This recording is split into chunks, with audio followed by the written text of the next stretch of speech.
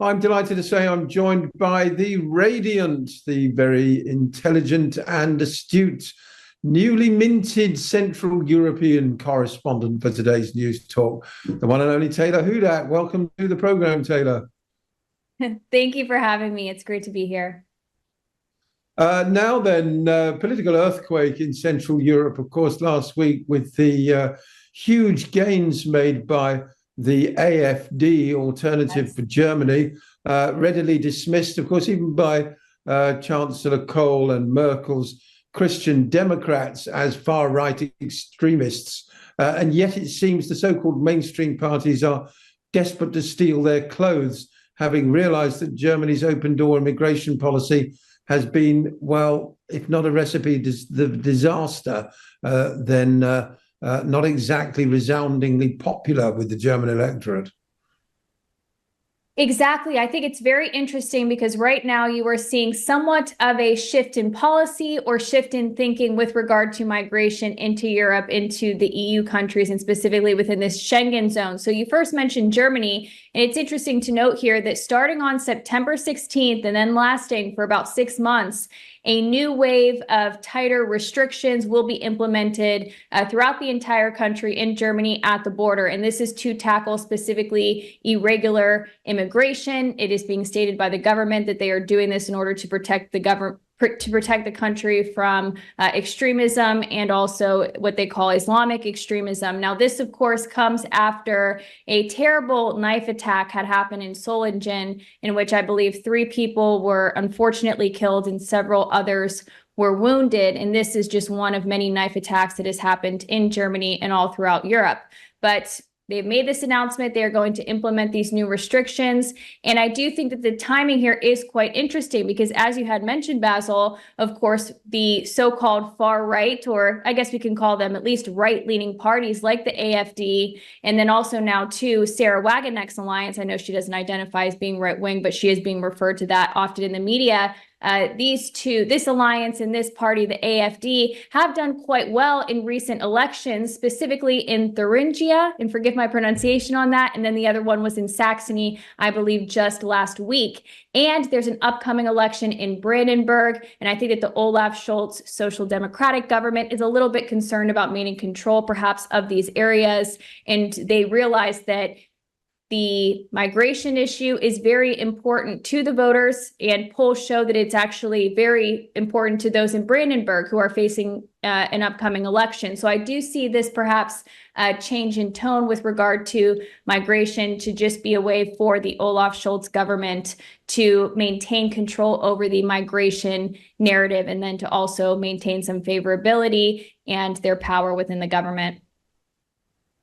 Friedrich Merz is the current leader of the Christian Democrats, and I believe he might take a turn as chancellor in place of Scholz in the German coalition. He's pledged not to work with the AfD, but surely there's going to come a time when German political parties have to work with them because with major elections coming up in a year or two, they could even form the government nationally, which, considering that the neoliberal fascist parties have been trying to ban them, would be, a major earthquake, much bigger than the election of Meloni or the gains made by Le Pen recently.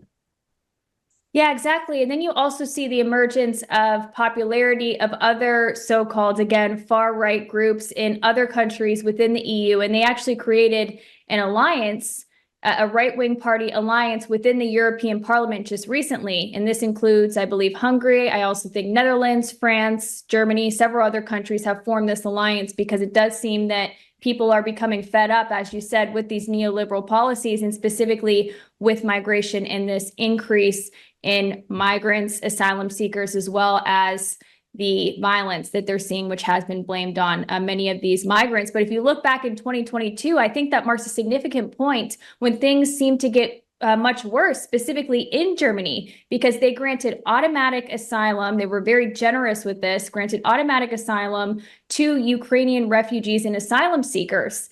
And in fact, these individuals were granted various privileges that were not granted to asylum seekers of other nationalities. They were given an extended visa-free stay, as well as free accommodation, free medical care, education, as well as a citizens benefit, which turned out to be 563 euros a month. Of course, that's not, I guess, enough to live on. But when you have all these other free accommodations, I mean, they were being and are being very well taken care of in the country. However, recent reports just show that, in fact, and these are coming from the EU, these EU stats show that several 100,000 Ukrainian refugees have since lost their temporary protection status in Germany. The number is still quite high at 1 million Ukrainians seeking refuge in Germany, but it is a drop from the previous month by, they say, almost 250,000 asylum seekers. Now, there could be various reasons for this. One of them may be that these individuals left Germany or they have been recategorized,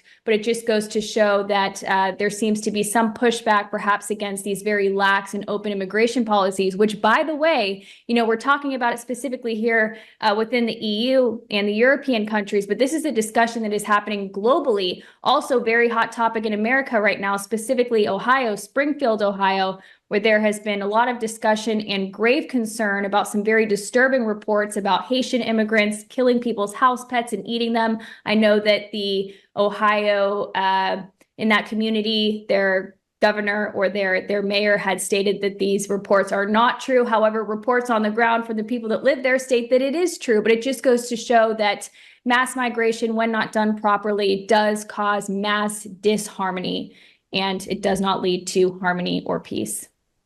Yeah, I mean, Friedrich Merz, the leader of the CDU, who until recently, of course, were 100% behind mass migration. Angela Merkel famously said, wir schaffen das, I think, we can do this. Forgive my German not being up to scratch, but she insisted that Germany welcome what she called the new people with open arms, regardless of how they behave. But now Merz is saying that on average, there are 2 gang rapes per day in Germany. 2 gang rapes every day, far more than half of which are carried out by migrants. And that's the first time I've seen him put his finger on the nub of the issue. Migrants are to blame for the nightmare of gang rapes. And has claimed new arrivals to the country are largely responsible for almost daily cases of knife crime and sexual assault. Speaking on the campaign trail in Brandenburg, Merz accused young migrant men of a complete lack of respect for women. Who knew, Friedrich? Who knew? I mean, a little bit like shutting the stable door after the horse has bolted, isn't it, Taylor?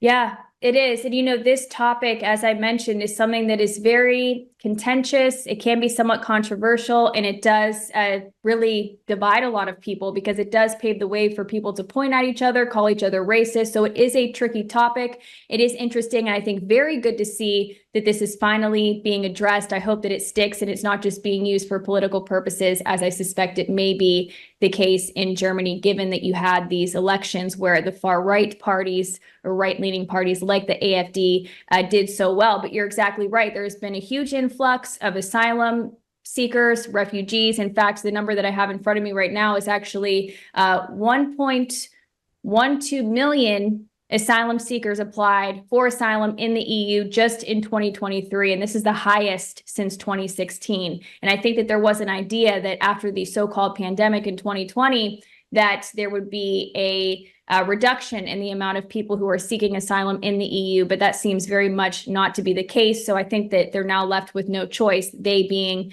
the policymakers here and the government officials left with no choice but to do something about it. And when you look at Hungary, they are taking some quite drastic measures that have really upset Brussels and the Brussels bureaucrats. Once again, I feel like every time I'm on the program to speak with you, we're always discussing what is going on in Hungary, because it does have right now, and I think for the past several years, such a contentious relationship with the EU, because it is really seeking to fight back against some of the policies that it disagrees with, especially on migration, and things have heated up in particular as a Hungarian minister has announced that they plan to, again, they're stating that this This has not happened yet. They haven't done it yet. And they're also not making threats, but they're warning that they can and they will, should they have to, they will ship irregular migrants coming from the Hungarian-Serbian border, that is the southern portion of the country, ship those migrants on a ticket free of charge voluntarily from Hungary to Brussels. And of course, this sparked quite a bit of outrage, as I expected it would.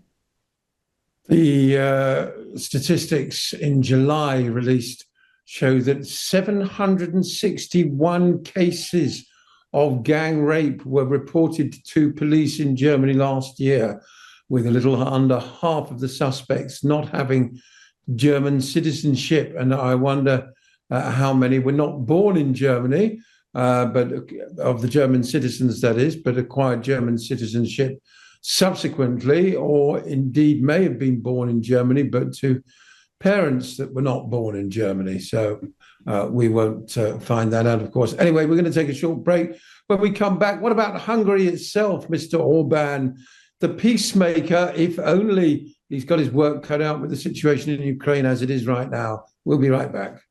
Viktor Orban has vowed retaliation for a 200 million euro fine imposed by the European Court of Justice, of which Hungary is refusing to pay. And in retaliation, he's threatening to bus dozens, if not hundreds of migrants to Brussels.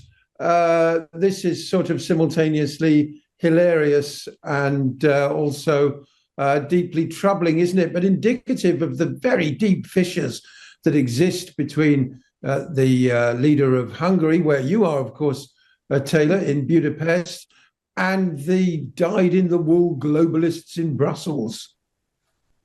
Right. Right. As I mentioned earlier, I feel like there's so much to talk about when it comes to the relationship between Hungary, of course, an EU country, also a part of the Schengen zone, and the Brussels bureaucrats. And we're seeing that right now recently with this immigration policy. Hungary has been having sort of a contentious relationship with the EU establishment for its migration policy for some time. And this recent dispute, I believe, does date back actually to December of 2020. This recent dispute can be tracked back to December of 2020, in which Hungary had a ruling made against it by the ECJ, the European Court of Justice, stating that its asylum-seeking procedures were unlawful, incompatible with EU laws, and Hungary ignored this ruling. And then just of June of this year, Hungary was fined a lump sum of 200 million euros and then is being fined 1 million euros a day that it does not revise its policy in alignment with the official EU policy. So this busing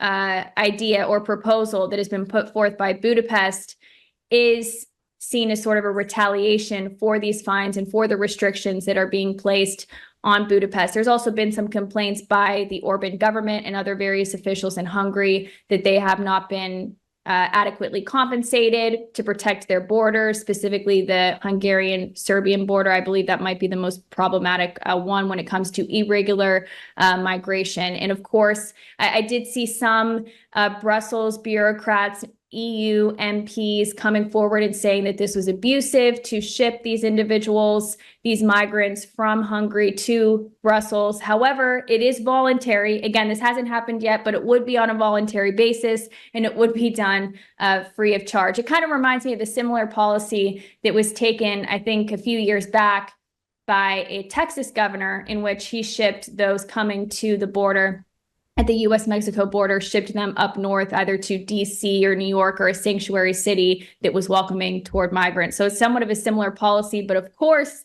this has greatly upset Brussels. Now, remember that just after this June ruling was issued, or this penalty was implemented on Hungary, July was that time period when Orban was really upsetting and agitating the EU establishment when he met with Xi Jinping of China. He also met with Zelensky, Ukrainian president, and also Russian President Vladimir Putin. This was part of a wider peace mission. He got a lot of criticism for that.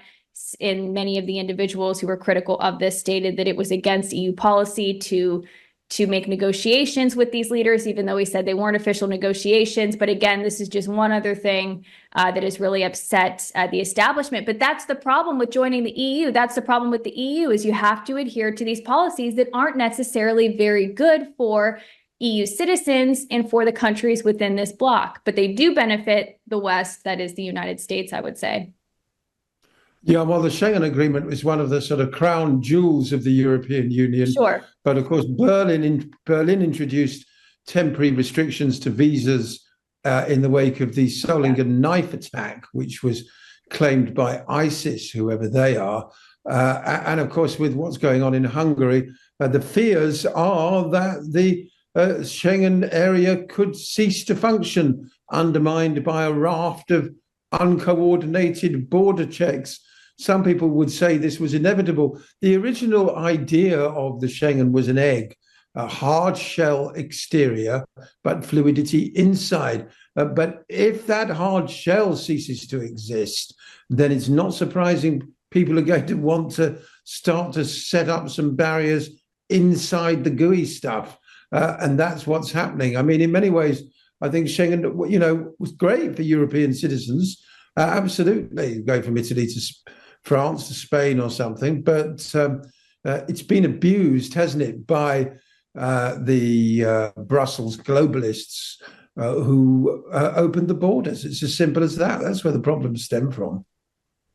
Sure. I think it makes travel a lot easier from within the EU. You always have to go through these extra hurdles if you're traveling from Europe, continental Europe, to the UK, to the United States, or outside. So yes, there are some conveniences to the Schengen policies, but I think the way that it's being framed now by the EU establishment, that they're so concerned about the security of the EU, of the Schengen zone, it comes just a little bit hollow. I do hope that they're sincere in what they are now stating, but what I've noticed is that specific leaders of various countries, like, for example, Donald Tusk, the Prime Minister of Poland, is very upset about Germany's new restrictions to curb this irregular migration, probably because the two countries share a border, and they're worried that they're going to have to take in some of these individuals. Also, the Interior Minister of Austria, I believe it was, stated that Austria will not take in any irregular migrants that Germany chooses not to take in. So when different countries, and they're allowed to do this under the Schengen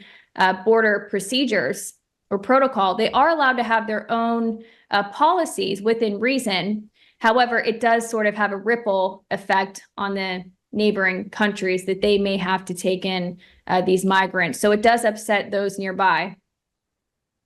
And at home there in Hungary, recent challenges to Orban's supremacy, but is he holding firm? Does he still enjoy the support of most Hungarians?